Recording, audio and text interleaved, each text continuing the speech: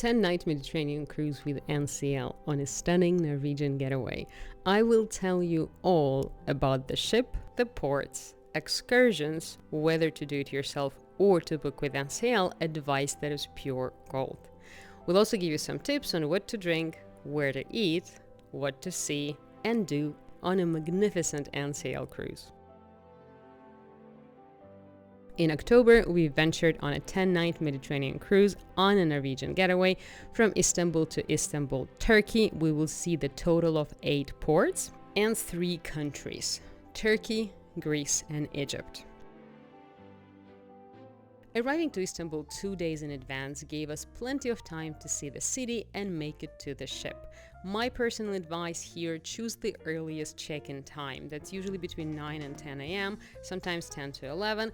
Then the check-in will take you just under an hour. If you will take it any time later, the check-in could last anywhere between 2 and 4 hours. Plus, of course, if you check in early, you will have a bonus of a full day on the boat, which is a great thing in and out of itself. We ordered a stunning balcony cabin. This is how it looks, has all of the necessary facilities, and also for the 10 days plus it would give you 3 specialty dinings, which are just better restaurants than the complimentary ones. In terms of the boat, Norwegian Getaway ship is an incredible experience. This is one of my favorite ships for the Norwegian. Its stunning design, sleek exterior, a contemporary interior creates grand luxurious atmosphere. The ship offers a range of amenities and activities including pools, hot tubs, jacuzzis, fitness center, and a thrilling ropes course. Food lovers will be delighted with diverse dining options. Specialty dinings in particular are really good. We'll talk about it in more detail. And of course, entertainment. Entertainment includes Broadway-style shows, live music, and casinos. Accommodation on Norwegian Getaway is truly exceptional. Before we leave Istanbul, let's talk a little bit about the city. You don't really need to book transfer with NCL because it is quite easy to navigate. If you have an app, you can easily grab a cab even without an app. It is quite affordable. The port is actually very conveniently located. It's Galapa Port, Istanbul, that is very close to the old town. It's 30 minutes by taxi. I would recommend using taxis, not public transportation. It takes too long. It would take 30 minutes to get to Hagia Sophia, and from there you could take hop-on, hop-off bus. So this particular port, you actually don't need to book anything with NCL. Turkey and Istanbul in particular is generally rather safe. Taxis are affordable. You could use this app, which is a time saver. So Istanbul is the largest city and the main seaport of Turkey, has a rich history. It has served as a capital for both Byzantine and Ottoman Empire, however is not a capital of Turkey. Situated in a triangular peninsula between Europe and Asia, Istanbul has played various roles throughout its existence. It has acted as a bridge connecting different cultures and religions for generations, while also serving as a barrier during the times of conflict. For over 2,500 years, Istanbul has been a highly sought-after city, still is today. During the Byzantine Empire, Istanbul was known as Constantinople, was a center of power and wealth. The city was adorned with magnificent churches, palaces, and monuments showcasing the empire's grandeur. The Hagia Sophia in particular, of course, is a masterpiece of Byzantine architecture and still stands as a symbol of Istanbul's rich history.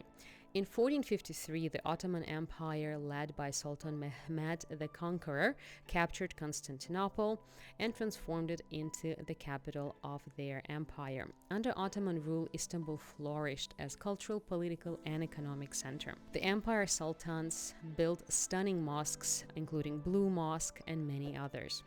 Enjoying this video? Subscribe for more content. Hagia Sophia, absolutely a must visit, arguably the most interesting building in Istanbul, originally built in 6th century by Emperor Justinian I. Hagia Sophia showcased the power and wealth of the Byzantine Empire. Originally was built, of course, as a Christian church. It became the center of religious life in Constantinople. In 1453, however, it was converted to the mosque by Ottoman Empire. In 1935, it became a museum to bridge the gap between Islamic heritage and secular aspirations.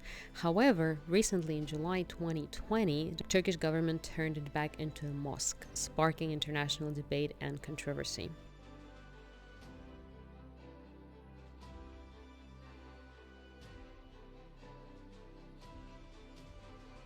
And the next day we actually spent at sea on the way to Alexandria. It was a great day to relax. We had a very slow breakfast.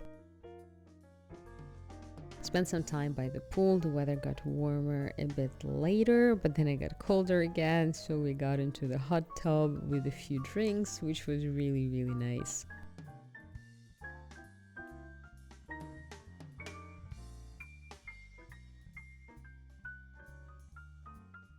Got a pass into a spa, so that's a separate thing. It's not for free, but there are saunas and separate small swimming pools and jacuzzis. It's a worthy investment if you're a sauna fan like myself. Then we took a tour around the ship, checked out some of the casinos, and had a wonderful dinner.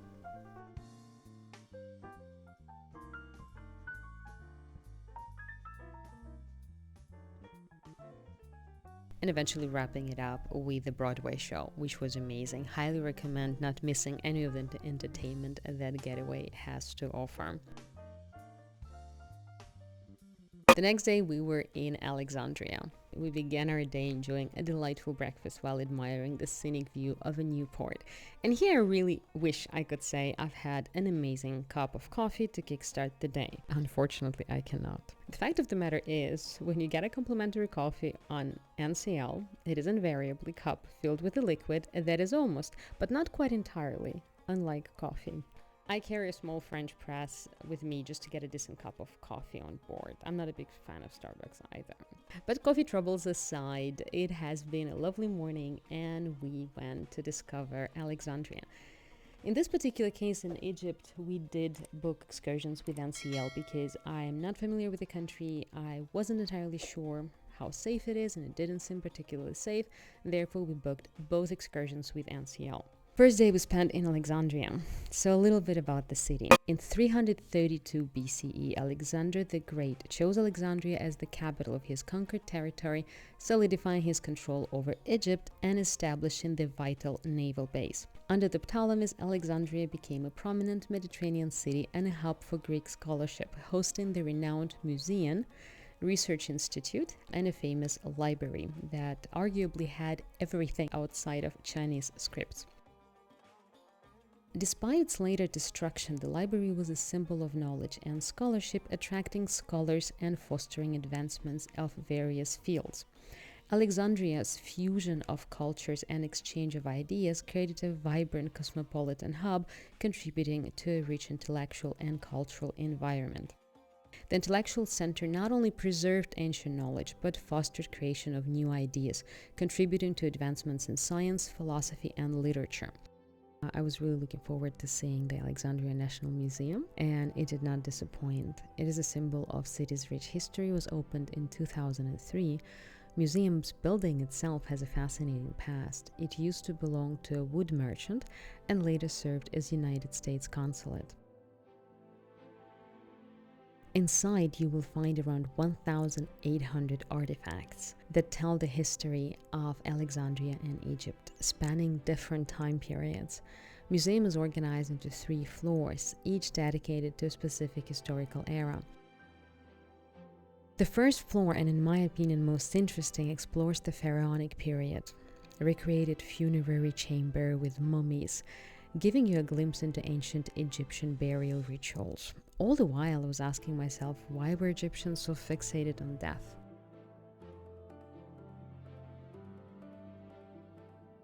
While the second floor focuses on Hellenistic and Roman periods. The top floor encompasses a diverse range of exhibits spanning from ancient Egypt and Muslim worlds. The Alexandria National Museum is a must-visit for history enthusiasts. Getting back to the port already at the sunset, we were exhausted but very excited about the experiences. So we went to Taste for dinner. This is a part of complimentary dining. And later we saw the performance of Voce, an incredible band. I absolutely loved them. They bring together a wide range of stunning voices and stunning women, performing in numerous musical genres from opera to pop music. I went to see them twice. I liked it so much. The next day we were still in Egypt and we went to see the pyramids of Giza, which was super exciting. Again, we booked with NCL because I didn't feel comfortable venturing alone in Egypt and trying to figure something out locally. So in this case, we traveled for over 2 hours to the outskirts of modern-day Cairo, and here you would see the 3 magnificent pyramids. They are certainly a testament of ingenuity and skill of ancient Egyptians that represented one of the greatest human civilization that thrived here thousands of years ago. These monumental structures were built during the Old Kingdom period between 2580 and 2560 BC, so in just 20 years. And they have stood the test of time, remaining as awe-inspiring as ever. The first and the probably most famous one, the Great Pyramid of Khufu, also known the Pyramid of Cheops, is the largest and most famous of the 3 pyramids. It was originally covered in smooth white limestone, giving it its dazzling, shining, diamond-like appearance. Although much of this outer casting has eroded over time, the pyramid still stands as a symbol of Pharaoh's power and authority. The other famous pyramid there would be the Pyramid of Khafre, which was built by the son of Khufu, and slightly smaller but still impressive in its own right. What distinguishes it from all the others is just there's a bit more of the remnants of the limestone casing on the peak, which gives it that notable shine. The construction of these pyramids was a massive undertaking and required meticulous planning and organization. Was not built by the slaves, as was previously thought, but by very well paid and respected workers who presumably lived very comfortable lives, so comfortable that they even had time to build their own, much smaller versions of the pyramids for their own afterlife. So inside the pyramids you would find intricate burial chambers were constructed to house the pharaohs and their treasures. These chambers were filled with elaborate funerary goods, including jewelry, furniture, and statues, all intended to accompany the pharaohs in their afterlife. I personally hope they've had a smooth journey into the afterlife. We went back to the ship, exhausted but very happy. It was an amazing experience, certainly worth seeing once in a lifetime. We went to Tropicana for dinner. That's yet another complimentary dinings. Exactly identical menus as in the taste. The only difference, Tropicana is designed a little bit differently, and there are usually shows and performances in Tropicana, whereas in taste you would just have either nothing or live music. That's the key difference.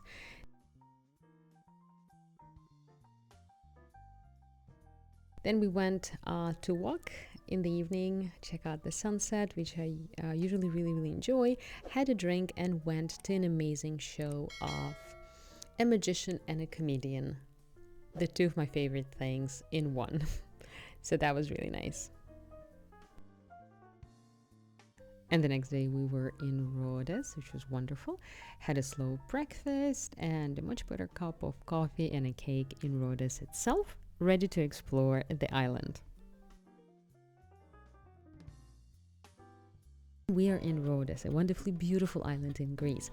Here you don't need to book anything with NCL. The old town is literally 15 minutes a walk away from the port, so feel free to do everything on your own. It's very easy to navigate. There's an old town, there are a couple of things to see, but they're all right there.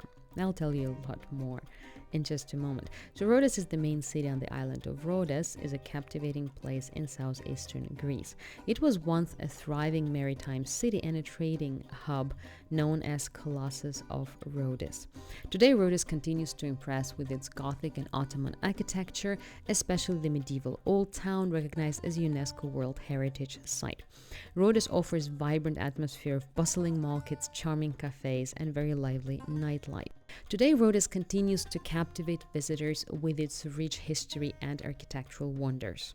And of course, Castello. Castello is known as the Palace of Grand Master of the Knights of Rhodes, is a medieval castle in Rhodes. Built in 14th century, it served as a stronghold and residence for the Grand Master. The castle showcases Gothic architecture with stone walls, turrets, and intricate details. Inside, visitors can explore lavish halls filled with historical artifacts and opulent furnishings. The Great Hall in particular is very pretty. That evening we went to Le Bistro French restaurant as our specialty dining choice. It always has been our top choice. We love this restaurant, a great menu with a lot of fantastic options. So if you're into French cuisine, that certainly should be the choice for you as well. Then we had a drink.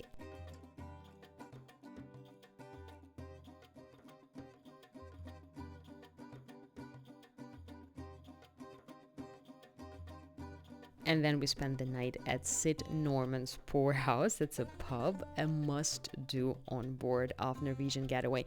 Not for the drinks, but for the shows. The shows there are absolutely incredible. The band there is hands down one of the best bands I've ever seen. Each night offers a unique performance, so I suggest getting there early, maybe 30 minutes before opening, just to get in. It's that popular.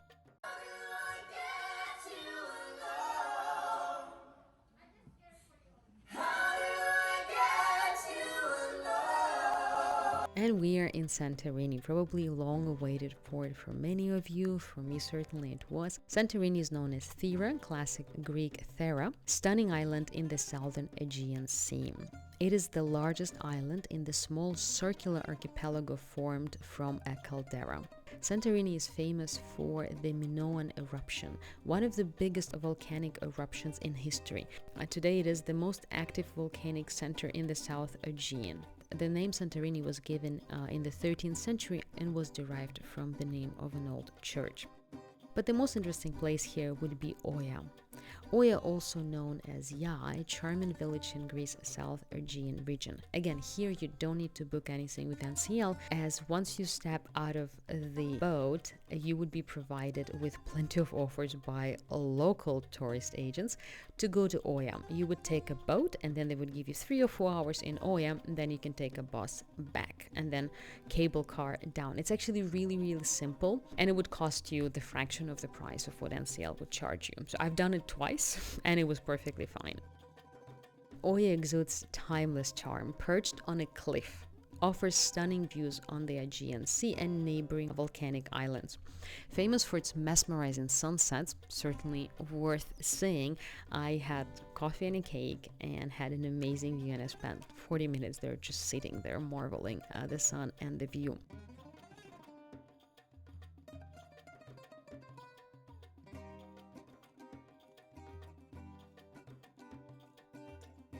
Oia is famous for its traditional architecture that seamlessly blends in the natural surroundings, predominantly white and blue colors. The village is a haven for art lovers and galleries showcasing local art. Oia also boasts a vibrant culinary scene with numerous restaurants serving delicious Greek cuisine. Adventure seekers, and if you have time, if you want to stay in Oia longer, of course there are hiking trails and boat trips and whatnot. For the time that you have of a few hours, at least you can really experience the feel of the place within the village itself.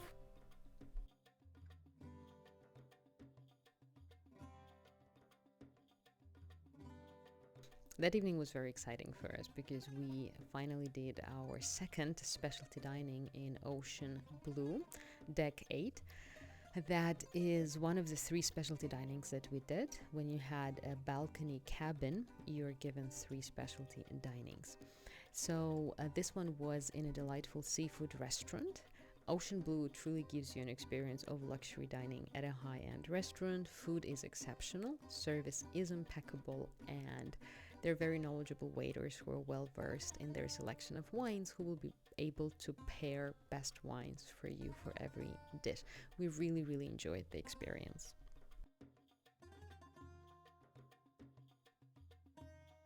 And then we went to a bar. I had a chocolate martini, which was lovely, and we spent the rest of the evening on our own balcony marveling the sunset. And we are in Crete. Crete is Greece's largest, most populated island. Historically, Crete, of course, was the center of Europe's first advanced civilization, the Minoans, from 2700 to 1420 BC. It was later conquered by Mycenaean civilization from mainland Greece. Overall, the Minoan civilization thrived here from 3000 to 1100 BCE. It was named after Minos, a ruler that is mentioned in Greek legends.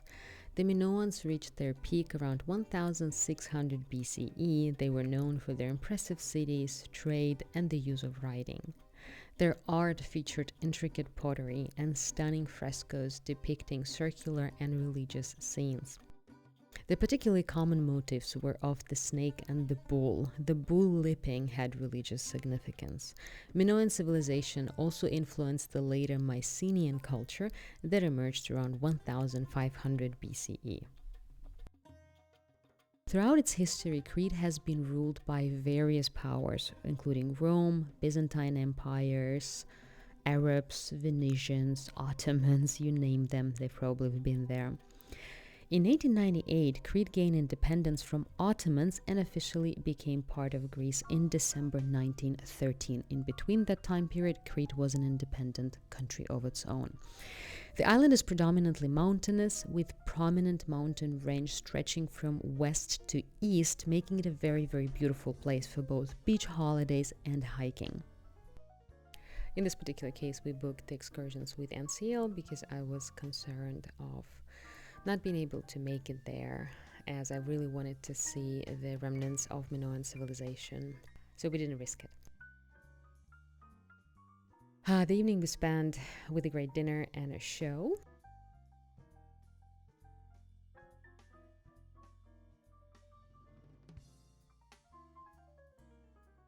And the next day we were in Mykonos, the long-awaited port. We arrived there a bit later than to the other ports, so we had time for slow breakfast. I spent some time by the pool, and that's where we had the breakfast.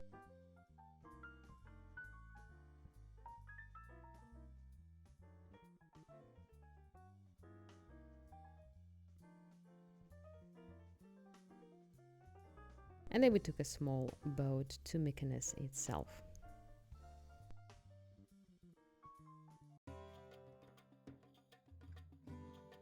Mykonos is simply stunning. With around 10,000 inhabitants, Mykonos is home to a vibrant town of Kora, and that's exactly where you are.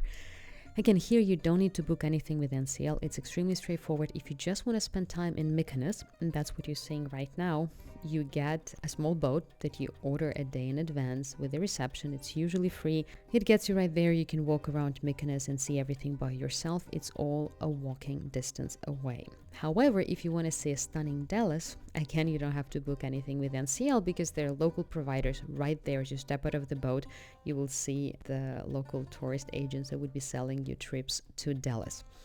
And about Delos, I will tell you more in just a moment.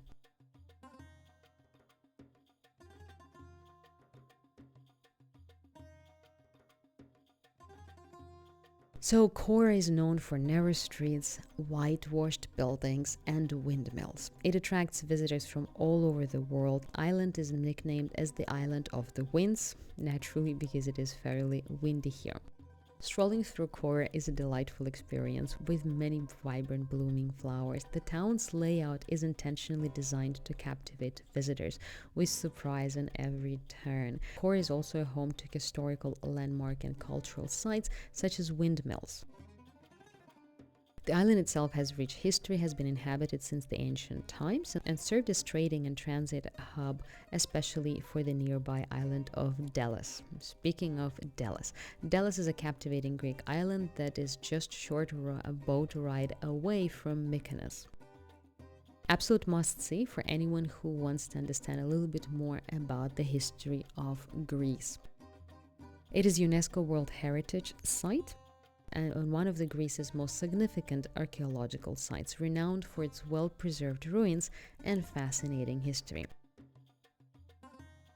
Delos was once a religious and commercial center of ancient Greece. As you wander through the ruins, you will encounter impressive structures and monuments that narrate the Delos past. The Terrace of the Lions, the row of iconic marble lion statues, stand there as a symbol of island's former grandeur and were there for protection purposes. The House of Dionysus, adorned with stunning mosaics, provide a glimpse into lavish lifestyle of ancient inhabitants. The Temple of Apollo, dedicated to Greek god of music and prophecy, is a majestic site that highlights the island's religious significance. So this is actually the boat that took us to Delos. It was perfectly proper boat, perfectly safe.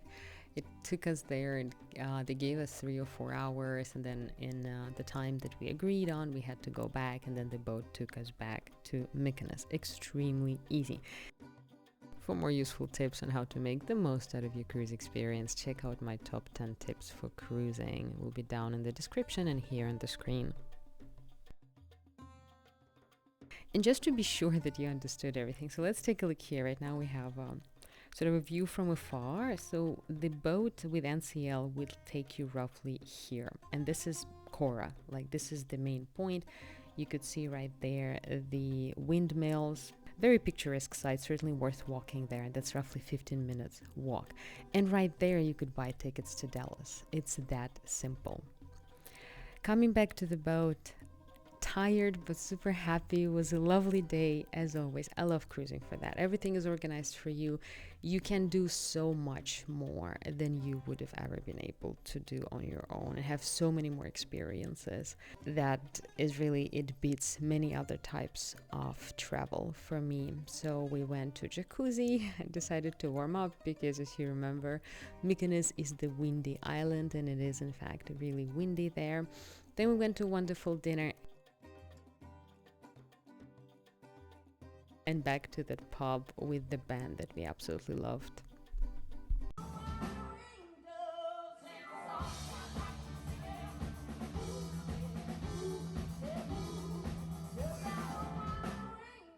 We are in our final port, Kusadasi. We had a wonderful breakfast on the top deck. That's where the garden cafe is. And from here you can nicely observe us getting closer and closer to the port of Kusadasi, Turkey. Kusadasi is a city, a very popular tourist destination on the Aegean coast, known for sun, sea, and relaxation. The name, meaning bird island in Turkish, comes from the bird-like shape of the island. The town has a rich history and has been home to various civilizations. It is lovely, very colorful. As you could see, there are beaches all over the place. You can easily walk to them.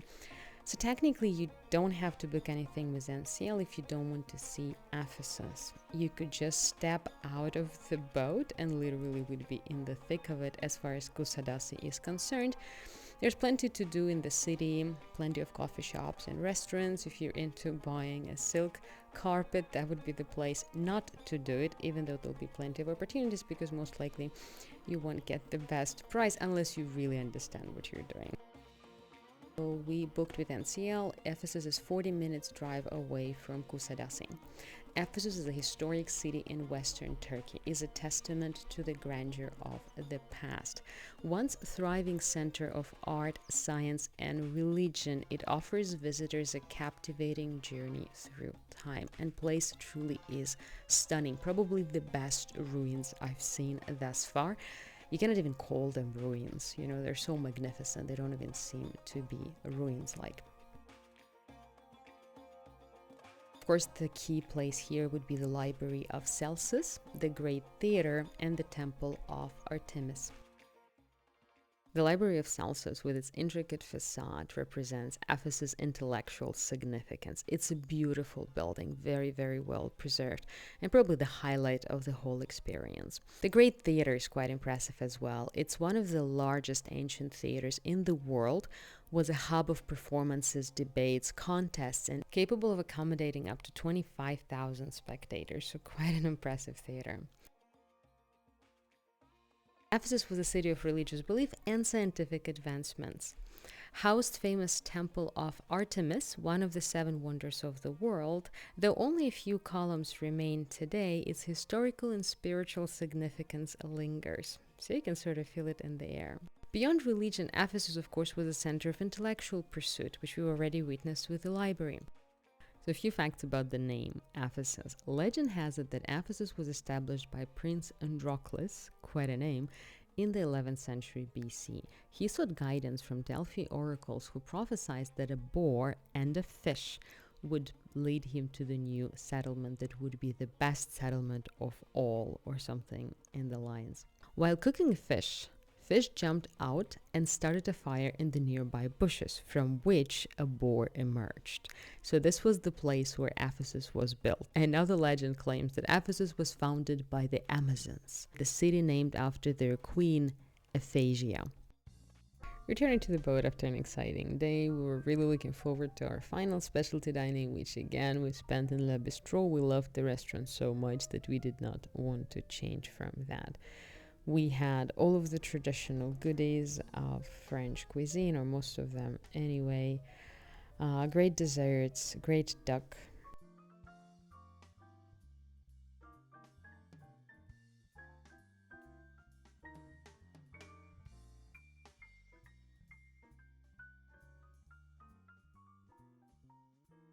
And then we went again to our favorite pub. There was a final night there, and they did a magnificent job. And then there was a concert of mixed performers. Final night was really exciting, really busy. We were constantly running from one place to another, and it was a blast. Hope you have enjoyed the video. Thank you so much for joining. If you have any questions, let me know, and check out my other videos about cruising.